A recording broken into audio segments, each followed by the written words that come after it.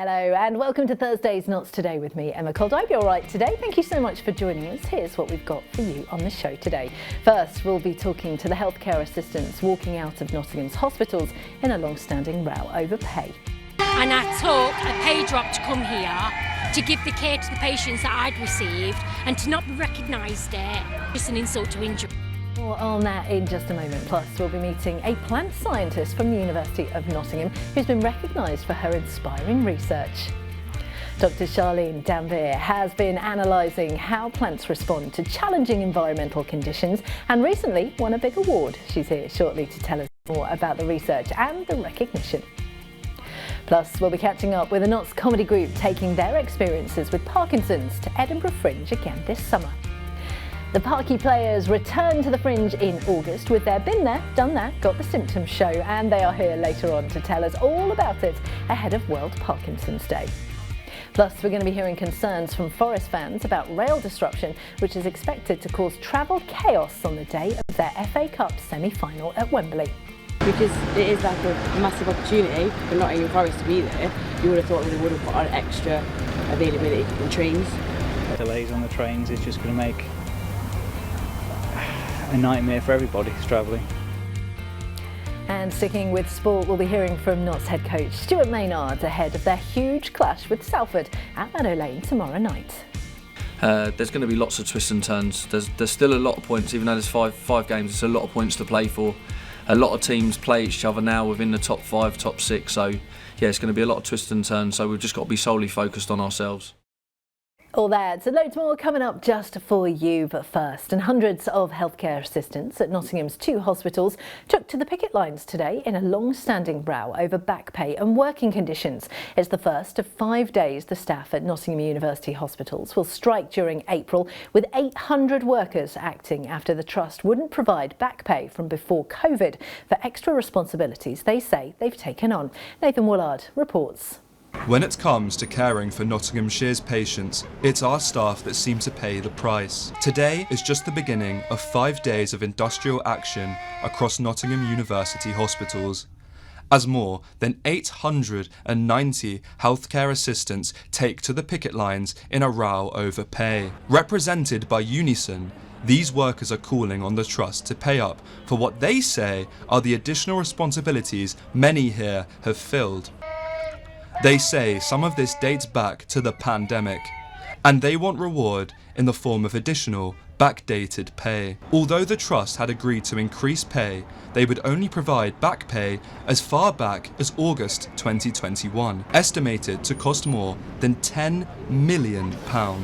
But this caused 94% of Unison members to back a 5-day strike. Today, on the first day of industrial action, Unison's General Secretary, Christina McNear, joined the staff outside the Queen's Medical Centre. She says the trust is not acknowledging the sacrifices of staff during the pandemic. When we've pushed the trust to say, but that 3 years doesn't recognise the work they were doing during COVID, and they're kind of denying that people were doing that level of work. And these are the people who were holding patients' hands when they were dying. They were the ones that were in the hospital every day, up close and personal, and putting themselves and their families at risk. And for those on the line, they're simply asking to be paid back what they think they're owed. It's very disappointing, really disappointing. I left a job in the community where I did care in the community for the City Council, and I took a pay drop to come here to give the care to the patients that I'd received, and to not be recognised there, just an insult to injury. It all has an effect on everybody, so you can't just prioritise one band instead of the other. It has to be fair for everybody. When asked about the impact of the strike to services, NUH Chief Nurse Tracy Pilcher said, "During the strike action, the safety of our patients and staff remains our top priority. Our teams have developed robust plans to mitigate the impact on our services. Our healthcare support workers are a vital and valuable group of colleagues. Our hospitals could not run without their skill and dedication to our patients. This is just the first of 5 strike days, with workers also walking out on Friday. But until their voices are heard, for the staff here, this day feels like the first of many." Nathan Woolard for Notts TV. Thank you, Nathan. Next, a plant scientist from the University of Nottingham is one of the winners of this year's Black in Plant Science Research Excellence Awards. Zimbabwe-born Dr. Charlene Damveer is a research fellow in the School of Biosciences and has been recognised for her research analysing the role of specific pathways in plants that provide new insights into how plants respond to challenging environmental conditions. And she joins me now. Thank you so much for joining us today. So first of all, what is plant science? So plant sciences is the study of the biology of plants, their genetics and how they interact with the environment. So this is important because it allows us to understand plant biology, how they adapt to the environment and then contribute to ecosystems, agriculture and human life. Wonderful. And it's one of those things that you kind of think, well, plants have been around for ages, why do we need to study them? But you've done some incredible research, haven't you? Yes. So my research focuses on how plants sense oxygen. This is important because, say, in flooded conditions, plants face low oxygen conditions. So we are trying to understand how plant biology contributes to the oxygen sensing mechanism in order for us to develop plants that are resistant to flooding. So we develop plants that are tolerant to flooding conditions. That is, honestly, sometimes when the people from the University of Nottingham come in, you're a research fellow, this kind of things that you're researching blows my mind. It's wonderful. And not only do we think you're wonderful, your research has also been recognised and you've won an incredible award. Tell us a little bit more about that. So I'm the winner of this year's Black in Plant Sciences Research Excellence Award.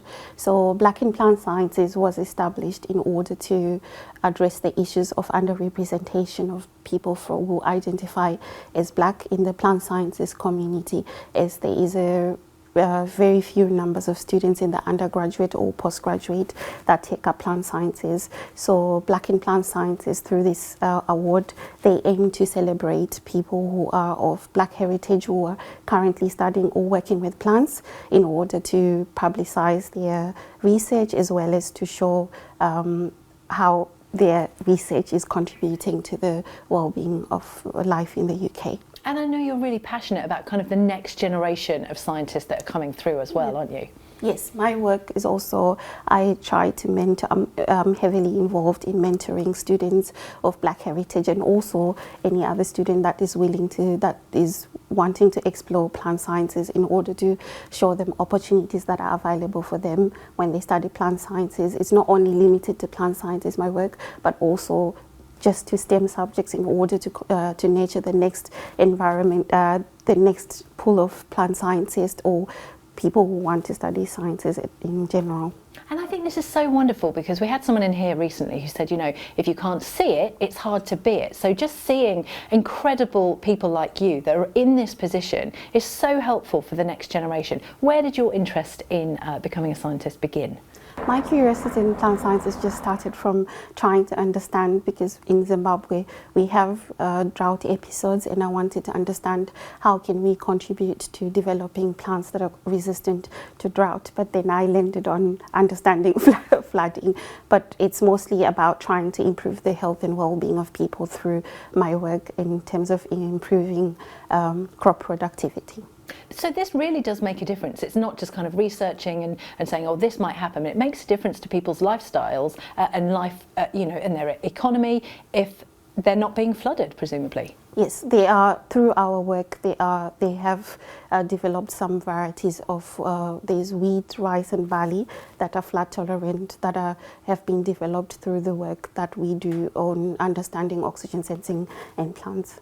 That must be amazing when you hear that it's making a difference to people's lives. So what's next? How do you get to a point of going, well, this is the next thing I'm going to research?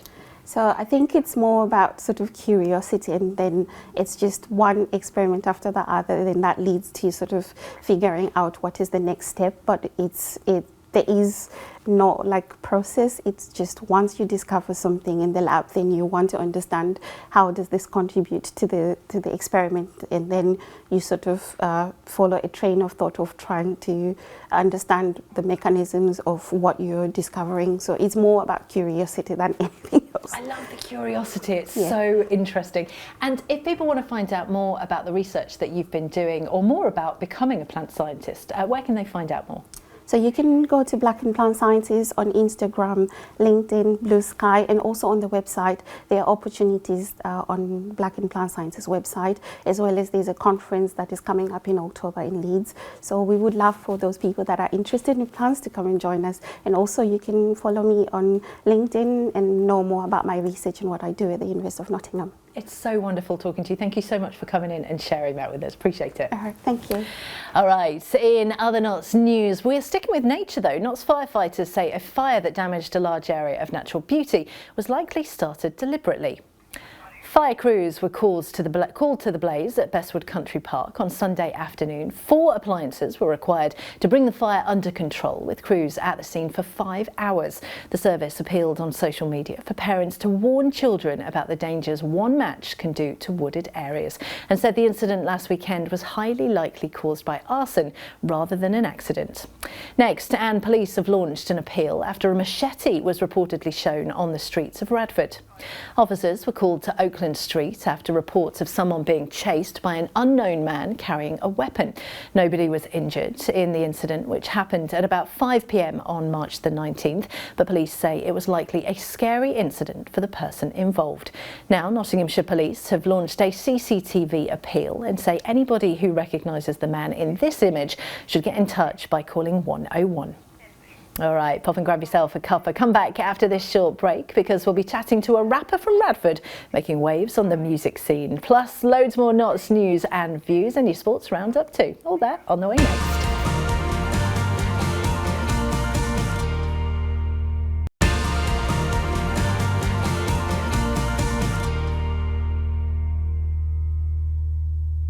Hello, welcome back to Thursday's show with me, Emma Calder. Thank you so much for joining us today. Here's what's happening in Knots first. And a technical issue affecting concessionary travel passes on buses and trams in Knots has now been resolved. Technical problems meant concessionary travel passes issued by Nottinghamshire County Council weren't being accepted by scanners on buses or trams. This persisted throughout last week, the weekend and part of this week too, but they were being accepted by drivers and tram conductors. Now though, the council says these issues have been resolved and travellers were thanked for their patience. Next, and the supplier of Nottingham's new e-scooters will recruit wardens from the big issue to tidy up dumped vehicles. The company DOT bought 1,300 blue e-scooters to the city last month as part of a relaunch of a government-backed travel project. Under hiring rules, riders must return their devices to set bays when they're finished, and DOT says about 85% of the 10,000 journeys taken so far have ended up with them returning to approved locations. It'll use wardens, though, from Big Issue to clear up the scooters left abandoned on the streets. Now, our next guest is a rapper, a singer and a songwriter, and he's from right here in Knots. Born in Retford, music man Mike made a name for himself on the Grime Battle Syndicate and in recent years has moved over online. You might know his songs Leaving and Memory Lane from TikTok trends. Memory Lane, in fact, hitting 100,000 streams on Spotify in just 5 days. I'm very pleased to say Mike is here to tell us all about his journey. Thank you so much for joining us today. So born and raised in Radford, tell us about your journey into music. So I met up with a friend at school. I kind of wasn't into writing or anything like that. I just kind of liked to freestyle on the spot. Met up with a friend at school who we ended up kind of gelling well because we both had similar styles, we both had similar aspects of what we wanted to do. And we moved forward and made like a grime crew together. And it was just, from there, it was kind of just recruiting youngsters, which, to be honest with you, mainly because we didn't kind of come from, we came from the background of what you'd see as a typical low privileged area, but we didn't conform to that. Yeah. So we kind of wanted to aspire to be higher. We wanted to do better with our lives. So we kind of wanted to do the same for other people as well. So we brought people into the crew, and we really put a construction to it rather than it just being, you know, just some guys on the street learning how to MC and stuff like that. We put some real construction to it and worked on doing shows and getting as many links as we could possibly get. And from then I had some kids. I had some kids. It sounds a bit crazy. I had kids, and I kind of fell off of everything for a while and took a back seat. And then I was just sitting around writing songs because I never stopped really. And I thought to myself, you know, I'm going to bang a couple of these online and see kind of what happens. And it was crazy because I think I've started TikTok during the pandemic. Didn't we all? Yeah, exactly, yeah. And I started it and I thought, you know, I'll bang the song up, see how it does. And Leaving was the first song I put up. And I think I went to sleep, I had about 8,000 followers. And I woke up the next morning and I had over 80,000 followers. Wow. Overnight. So it just went absolutely crazy to the point where I literally rang up my friend and I was like, bro, like this has gone crazy, like things are going mad at the minute. And he said, right, so he kind of put point in the way, just kind of stick on it, do you know what I mean? Don't let it up now. So I didn't, I just started sticking with it, kept writing, kept putting stuff out, kept trending. And then one trend after another, it just seemed to all come from there, and it's flourished from since then, and the shows have just started coming in, and the work with the record labels and other artists and stuff like that. So it's been a very quick jump, but and that must be wild as well, because kind of pre-COVID, I guess a lot of the music scenes, especially here in Nottingham, wasn't so much online, and now I feel like it's all online. Yeah, 100%.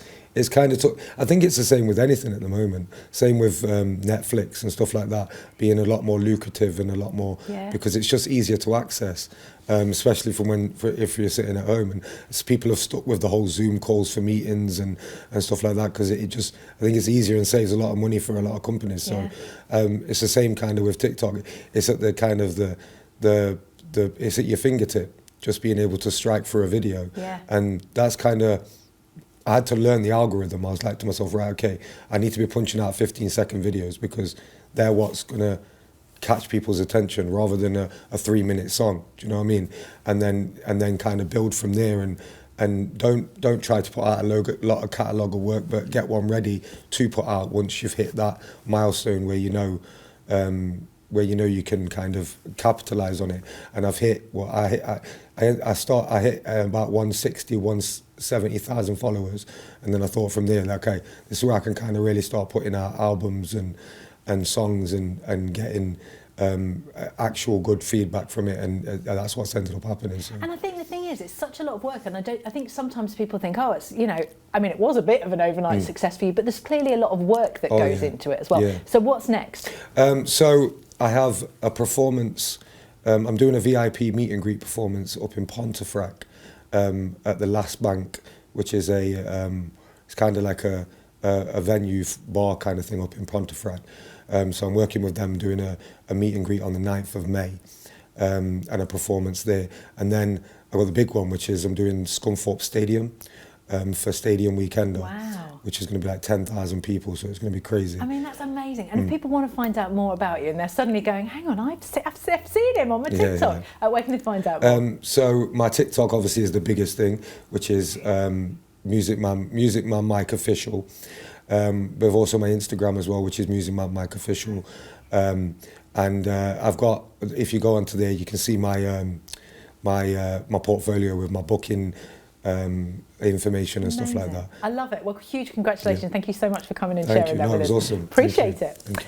All right, time for your sport now, and we are starting with Forest, who have a big match, of course, with Everton coming up at the City Grounds on Saturday as they continue their push towards potential Champions League football. The Reds are third in the table and know fifth place will secure a place at Europe's top table following Arsenal's impressive 3-0 win over Real Madrid on Tuesday. But speaking ahead of the clash with Everton, Reds head coach Nuno Espirito Santo said their focus is on being themselves and hoping for something magical at the end of the season.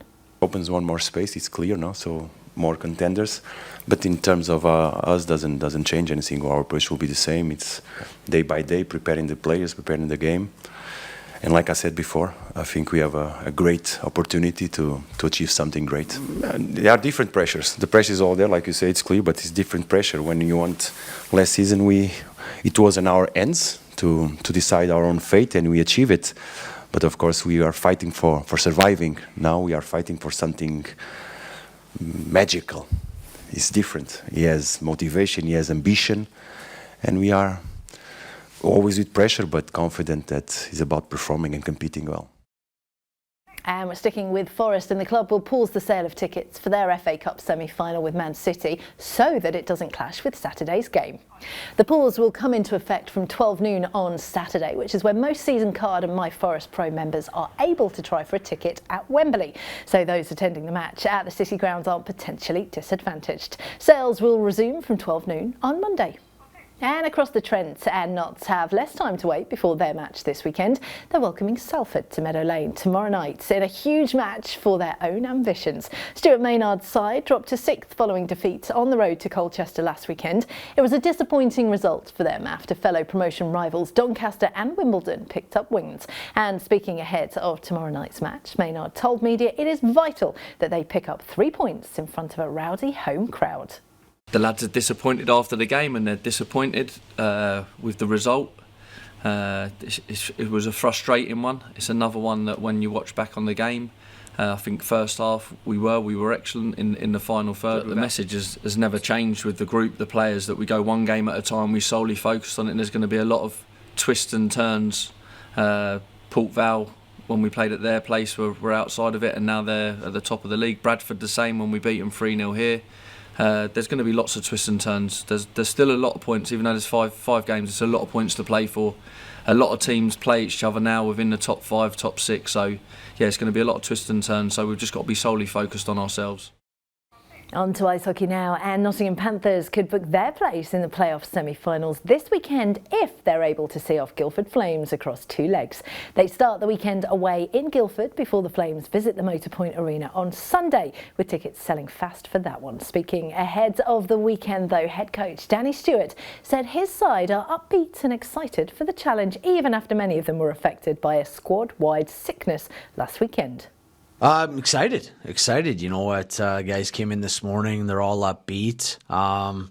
You know, I think after the weekend, guys were a little bit dejected, just, you know, losing out on that regular season title. But I think going into the weekend, we knew it was going to be a long shot. But you know, guys sure gave it their best and left it out on the ice. But you know, we turn our attention now to the playoffs in Guildford, and like I said, they came in this morning really upbeat, really excited for kind of that refresh and that reset. And you know what, we're looking forward to it. Very easy to get dejected, but I think now again, like a reset. It's a close group. They recognize we were right there, and that there's one trophy left to play for.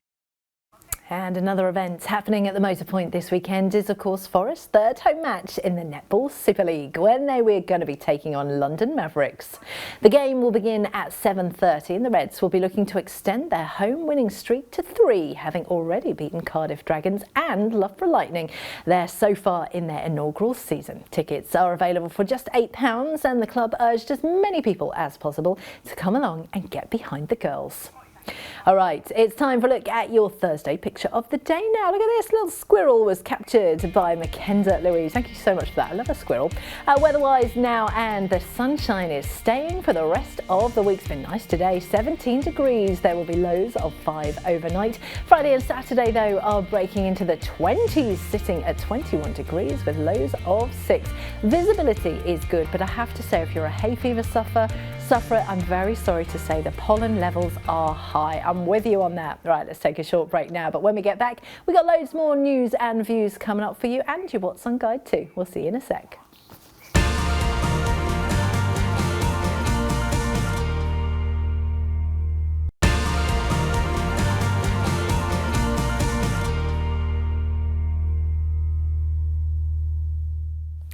Hello, welcome back to Notts Today with me, Emma Caldwell. Thank you so much for joining us. Hope you're doing well. Here's what's happening in Notts today.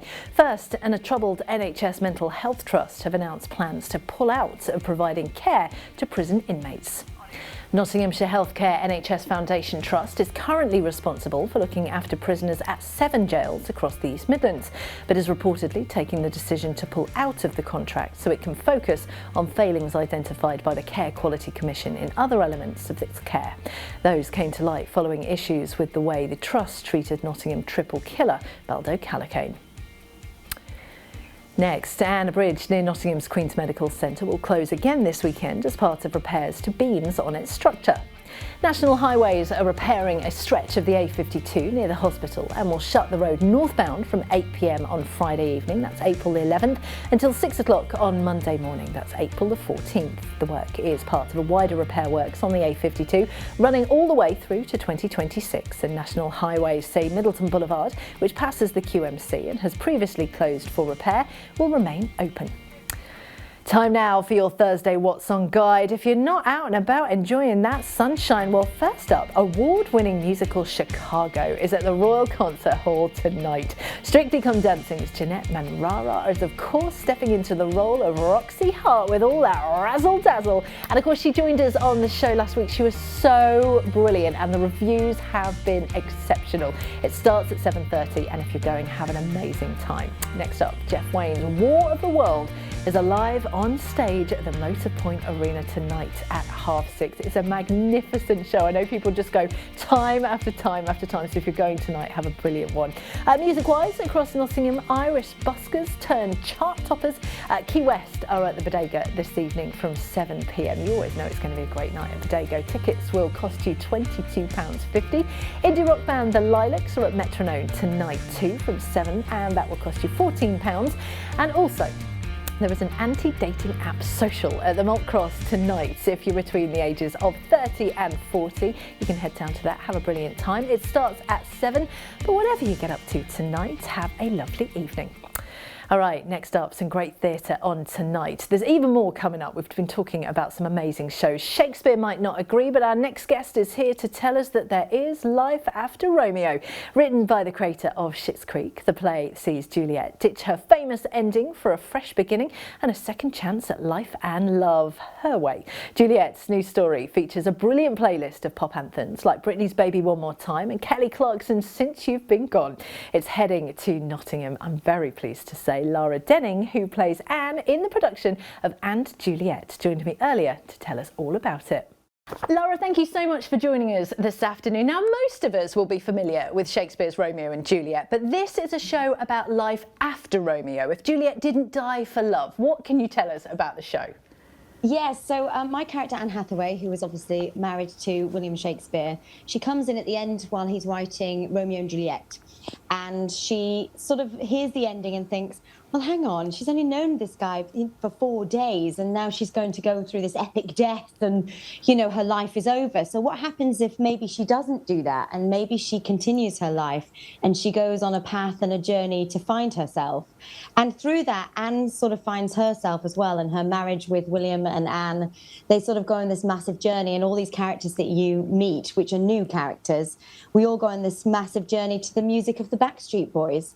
And I know that sounds absolutely mad, but it all sort of works together so well. It's beautiful. And it really does work together so well. This show has had so many incredible reviews, but you wouldn't expect to be seeing a show. You hear Shakespeare, you hear Juliet, you hear Romeo. You wouldn't be expecting to hear the Backstreet Boys and a bit of Britney Spears, Kelly Clarkson, that kind of stuff. How does that all kind of blur in with everything? It's so cleverly weaved in. It was written by a guy called David West Reed, who wrote the TV show Schitt's Creek. And he's so brilliantly, he's almost made the songs feel like those characters are, it's coming from those characters and we've never heard these songs before. They're slightly different in tone as well to some of them. So there's some of the songs that we sort of know and love, but they've just been so cleverly weaved, and we really, really go on board with these, with the concept of Juliet singing Britney Spears because she feels so much angst and joy and love and passion. And it's, people think it's Shakespeare, and it's really not. It's a fun, joyful, wonderful show about acceptance, about mistakes, about going on a journey.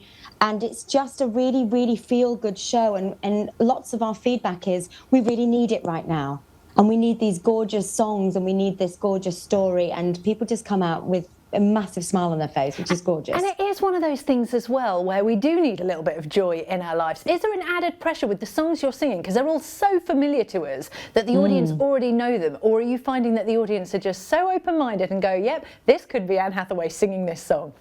I think they're really open-minded. It's a really good question. I sing Celine Dion, so I mean, for me, I was like, oh my goodness, I need to get this right. But a lot of people do say that the song that I sing feels very much like Anne's song. Like I was saying, everything's woven in so beautifully, and where it comes in the show is such a gorgeous, poignant moment that you forget it's Celine Dion, and you just go with what Anne is singing about. You go with what Juliet's singing about, William, Romeo, all of those things, and it's just a really gorgeous concept, and a very quirky concept as well. And people don't really get it until they come and see it. And then we've had people coming back twice over because they've loved it that much. I love it. And you don't often see Shakespeare on stage as well, played by the brilliant Jay McGuinness, who of course we love here in Nottingham, a Nottingham-born lad. And it's always nice when people come back to their hometowns. Do you think Jay will show you around the sights and sounds of Nottingham that he loves? He absolutely will. He's been going on about this for weeks now. He's so excited to come back to his hometown. And I've never been to Nottingham, so I'm so excited myself. So Jay's going to take me around, and, you know, my lovely stage husband. I mean, poor me having to work with Jay McGuinness every day. Dreadful. Oh, poor me. But yeah, he's been gorgeous. He's going to take us round, so he's really excited about it. I love that, because you're in Nottingham for a whole week, so do you get time to kind of go around and see things and go to restaurants and things like that? Yeah, we do. Apart from our matinee days, we do. Yeah, we have loads of time to explore. We like to explore the places, because that's the beauty of being on tour, is you see different areas of the UK. And we really, really enjoy the nightlife as well. I mean, the younger ones enjoy it probably a bit more than we do. Lara, remind us when and where you're performing in Nottingham. We're here from next week, Monday the 14th till the 19th, which is the Saturday. So please come and see us. Amazing. We cannot wait to come for you to come to Nottingham. It sounds like an incredible show, and we're thrilled it's going to be here. Thank you so much for your time today. Thank you so much. Bye. Next, and hundreds of healthcare assistants at Nottingham's 2 hospitals took to the picket lines today in a long-standing row over back pay and working conditions. It's the first of 5 days. The staff at Nottingham University hospitals will strike during April, with 800 workers acting after the trust wouldn't provide back pay from before COVID for extra responsibilities that they say they've taken on. Nathan Woolard reports. When it comes to caring for Nottinghamshire's patients, it's our staff that seem to pay the price. Today is just the beginning of 5 days of industrial action across Nottingham University hospitals, as more than 890 healthcare assistants take to the picket lines in a row over pay. Represented by Unison, these workers are calling on the trust to pay up for what they say are the additional responsibilities many here have filled. They say some of this dates back to the pandemic, and they want reward in the form of additional backdated pay. Although the trust had agreed to increase pay, they would only provide back pay as far back as August 2021, estimated to cost more than £10 million. But this caused 94% of Unison members to back a 5-day strike. Today, on the first day of industrial action, Unison's General Secretary, Christina McNear, joined the staff outside the Queen's Medical Centre. She says the trust is not acknowledging the sacrifices of staff during the pandemic. When we've pushed the trust to say, but that 3 years doesn't recognise the work they were doing during COVID, and they're kind of denying that people were doing that level of work. And these are the people who were holding patients' hands when they were dying. They were the ones that were in the hospital every day, up close and personal, and putting themselves and their families at risk. And for those on the line, they're simply asking to be paid back what they think they're owed. It's very disappointing, really disappointing. I left a job in the community where I did care in the community for the City Council, and I took a pay drop to come here to give the care to the patients that I'd received, and to not be recognised there, just an insult to injury. It all has an effect on everybody, so you can't just prioritise one banding instead of the other. It has to be fair for everybody. When asked about the impact of the strike to services, NUH Chief Nurse Tracy Pilcher said, "During the strike action, the safety of our patients and staff remains our top priority. Our teams have developed robust plans to mitigate the impact on our services. Our healthcare support workers are a vital and valuable group of colleagues. Our hospitals could not run without their skill and dedication to our patients." This is just the first of 5 strike days, with workers also walking out on Friday. But until their voices are heard, for the staff here, this day feels like the first of many. Nathan Woolard for Nots TV. Thank you, Nathan. Right. In other news, police have launched an appeal after a man was left with a bloodied nose following an assault in Mansfield. The incident started in Leeming Street just before midnight on the evening of February the 22nd, when officers spotted the victim crouching on the ground. He said another man had assaulted him nearby in Marketplace after asking him for a cigarette. Nottinghamshire police have launched an investigation and have now released the CCTV images showing on your screens. They say anyone who can help should get in touch by calling 101. Next, a suspected drink driver was found slumped over their steering wheel with two teenagers on a Newark road. Police say paramedics spotted the motorist on Bowbridge Lane on Monday afternoon, April the 7th, and believed the man was drunk. Responding officers then found two young children sitting in the back of the parked car, which had its keys in the ignition, and a breathalyzer indicated the driver was over the legal alcohol limit. A 40-year-old man was then arrested on suspicion of drink driving and being drunk whilst in charge of children. All right, let's take one final break now. But when we get back, we are going to be hearing concerns from Forest fans about potential travel disruption on the day of the FA Cup semi-final. Plus, I'm looking forward to this chat. We're meeting some Parky players who are again using their experiences of Parkinson's to create some laughter. We'll find out more about them in just a sec. We'll see you in a minute.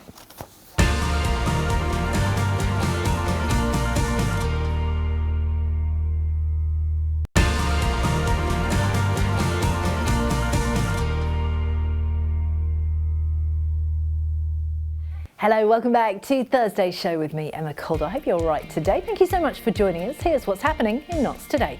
First, and businesses in Rushcliffe are being urged to apply for grants of up to £40,000. Rushcliffe Borough Council is using funding from the government to support businesses with things like making their locations more energy efficient or visible, helping them to grow or use things like new technologies, or supporting projects to grow and expand the visitor economy. This money means organisations can get between 1 and 40 grand from the authority, with more details available on the authority's website. Next, and Reform UK leader Nigel Farage says he's unsure whether planned reforms to Nottinghamshire's council structure is a good idea. The politician made the comments during a visit to Ashfield this week alongside MP Lee Anderson, where he was supporting candidates for the upcoming county council elections in May. The government wants to restructure local authorities in Notts to remove the existing two-tier system, but Mr Farage said he's not convinced the move will lead to efficiencies in the county. And of course, for a full breakdown of all candidates standing in the 2025 Nottinghamshire County Council elections, including a breakdown of those divisions, you can visit the Notts TV website. All right, moving on now, and we're returning to the theme of football, but not on the pitch. And this is because some Forest fans have accused travel company East Midlands Railway of leaving them out to dry by planned works on the day of the FA Cup semi-final with Man City. East Midlands Railway has warned of travel disruption caused by Network Rail works on April the 27th, which may mean trains can only run each hour on the line to St Pancras. It's caused concerns among some supporters about the matchday impact, so we went down to the ground to speak to some of them. Because it is like a massive opportunity for Nottingham Forest to be there, you would have thought they would have put on extra availability in trains. Should have done it on Saturday because Crystal Palace and Aston Villa are closest to London, so they can get there easy, but Forest and Man City can't. Once again, British Rail, Network Rail, wherever you call it, have absolutely put the customer at the end of the queue. Delays on the trains is just going to make a nightmare for everybody who's travelling. Yeah, a little bit at the time there is better than none, but obviously it's going to be impacted because you waste all that money and you haven't really got the full experience as you. They have no consideration for travelling football fans. And East Midlands Railway have said engineering works are planned by Network Rail and sometimes years in advance, and apologised to travellers for any inconvenience. And we're sticking with football, and we recently aired, of course, the latest episode of Team Talk, where Mike Shardlow and Charlie McParland were joined by former Notts midfielder Dave Norris and ex-Forest goalkeeping coach Pete Williams. The show is available to watch on demand right now or by going to our official YouTube channel. And this week there was loads to discuss for the panel, and that included whether Mansfield are truly safe from relegation after only picking up 2 wins in their last 19 games, but when relegation threatened Burton have lost 5 in a row. Take a look. Listen, when you keep losing games, your confidence keeps going lower and lower every week, and they'll be thinking, well, where are we going to get a win? And if you've lost 5 in a row, it's very difficult to see teams turning it round and even going in a run of winning 3 or 4 in a row. And don't get me wrong, it happens. But you look at Burton at the minute, they're the ones behind. Burton will be looking at Bristol Rovers, and they'll be saying they're the ones we have to catch. Yeah. So again, try and take care of your own business. And Mansfield are never out of games. There's only been 2 or 3, maybe 4 games at the most that Mansfield have been totally out. You know, but again, it's when you get the lead, how can we hold on to the lead? And that's the difficult thing. And they always claw themselves back into it when they go behind. Yeah. Then again, when you it's a hard thing to do. When you claw yourself back into 2-2 or 1-1 or you get ahead, it's how do we hold that when you're a wee bit down the bottom and you're fighting for your lives? And how do you hold on to that draw or that win? It's a team though, and I was reading Neil Bishop, former Notts County and Mansfield player, was on X, Twitter this morning, and he was sort of saying they need wholesale changes really, they're just off the pace, they need 6 or 7 new players for next season. And probably the fans would agree with that actually this season they've stuck with pretty much the team that got them to League One, and they've sort of run out of legs a bit really. And all right, it's time for our final chat of the show now. And tomorrow is World Parkinson's Day, something our next guests know a lot about. And that is because Parky Players, an award-winning theatre group from Beeston, are taking their new Edinburgh Fringe documentary on UK tour. It's called Been There, Done That, Got the Symptoms, and is an inspiring story of a group of people with Parkinson's disease and their friends who are using comedy theatre to break down barriers. Founder Janet Shipton and Parky Players Dan Webber and Magnus Einarsson are here to tell us all about it. Thank you so much for joining us today. Janet, let's start with you. You founded the theatre company. Well, how did it all come about? Well, I co-founded it with my friend Sheila North, and it was lockdown. We had a Zoom meeting with all the Parkinson's. Good things happened in lockdown. When things come up from that. It was a bad time, but good things happened. Yeah, the good things happened. We met and we said, what shall we do next? What challenges shall we do next? And I said, well, let's do something together. We wrote an online play. It evolved. Got Dan involved, we got funding, and we took it onto the stage, and we've been to the Fringe. Well, it'll be our 3rd time this year. Amazing. And Dan, let's talk about Been There, Done That, Got the Symptoms. It's a great title. Tell us more about it. I think we've been blessed with good titles. It's really good. Yeah, we've always found really good titles. So first year was Shake It Up. Second year was Shaken Not Stirred. And of course we got that Been There, Done That, Got the Symptoms. And yeah, as Janet said, I came on board over lockdown, so I'm a producer and promoter based in Derby. And yeah, and goodness, that was 5 years ago now. Yeah. Good grief. Yeah, they're an amazing organisation. I'm really proud and really grateful to be on board. But what the whole group's achieved, especially last year, which were the film documents, incredible. So I love it. And Magnus, of course, you're part of it as well. How are you guys using comedy to kind of talk about Parkinson's? Because you wouldn't normally associate those two things together. We kind of weave it into something that everyone knows. Like last show was Bond. We just set it up as a Bond movie, and we had villains and heroes, didn't we? Yeah. And it was a quest to. Bond was on a quest to find a cure for Parkinson's. Wow. And we was trying to stop him. Yes. Oh, you're the villain in this piece. The villain of the piece. The villain of the piece, yeah, I so see. First year Snow White, second year James Bond. I love the previous 2 shows. I mean, it's fabulous, isn't it? And how important do you think it is to talk about Parkinson's in this way?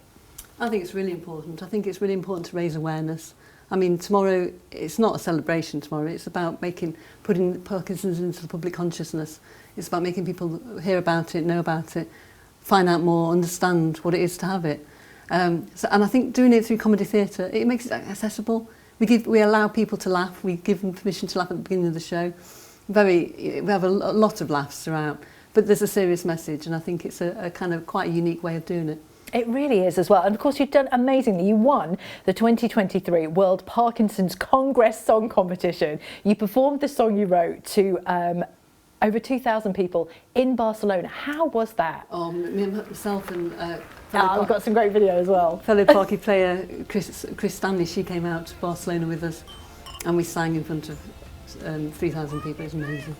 Did you ever think when you were having that Zoom conversation in lockdown that this is where you'd be 5 years later? I think it's testament to what you can do, actually. I think when you're faced with challenges, you can turn it on its head. Yeah. You can do unexpected, surprising things. And I think that's the real message as well. Yeah. It's not just about Parkinson's. Everybody can take that message. Amazing. And Magnus, what does it mean for you to be part of the Parky Players? It gave me a lot of confidence and yeah, got me out. I was isolated a bit and a shy guy. Yeah. And then Janet knocked me for 6 months to get And on now board. here you are on the telly.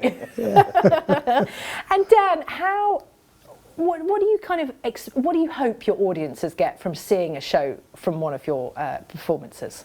I think first and foremost, it's learning about the condition and education. But as Janet said, it's not being afraid to laugh with us and sort of, use that kind of humour, use that theatre, use that hopefully accessible way of presenting information about Parkinson's, but not in a threatening or kind of can't talk about that way. I think it's the great thing about comedy theatre and the shows that the group write together is we kind of invite people to come with us and say, look, you can laugh about this. And I We're think going to talk that's about this. important because I think sometimes you go and you think, it's not funny, and like you say, it's a really serious subject. But being given permission to laugh is really important. And of course, and that's it. First and foremost, it's about raising awareness. And I think through the use of theatre, through comedy, and through giving that permission to actually sit down, enjoy yourself, and don't be afraid to titter at the funny parts, it does hopefully. And I think we people come out and say just how much they've learned and how much they've enjoyed it, but also, most importantly, how much they've been made aware of Parkinson's. That is the ultimate aim for the organisation. So I know there will be people watching right now who are going, I need to see these shows. Where can we find out more about All the you? details are on our Facebook page, at Parky Players, and Instagram page, and our socials, I love it. I feel like 2025 is going to be a big year for you. Hopefully. So come back and tell us more about it. Amazing. Thank you so much for joining us this afternoon. Thank you. All right, and in case you missed it, here's your Thursday picture of the day. This one is gorgeous. Look at that. A nice little squirrel on a tree. Why wouldn't you take a photo of that? Thank you so much to Makenda on Instagram for sending that to us. And don't forget, of course, you can send us your pictures too. All you need to do is take a snap across Nottinghamshire and send it to us on our socials by tagging _TV. All right, let's take a look at the weather now. It has been absolutely gorgeous today. The sunshine is staying for the rest of the week. It's been 17 degrees today. There will be lows of 5 overnight. So I'm just saying you probably will need a cardi if you're going out today. Friday and Saturday, though, are breaking into the 20s, sitting at 21 degrees with a low of 6. Visibility is good, but I've got to say, if you're a hay fever sufferer, then I'm very sorry to say your pollen levels are very, very high. You will need to be taking those antihistamines. I've got to say, I am daily on the antihistamines now. There is a pile of tissues at all times because the hay fever's rubbish. I love the sunny weather, but the hay fever does make it rubbish. Well, that is the end of the show. Thank you, as always, to our brilliant guests today. It's been a packed show today. I'll be back at the same time tomorrow night to guide you into a warm weekend. But until then, from everybody on the team, enjoy the rest of your evening. I'm Emma Caldwell. I'll see you soon. Bye-bye.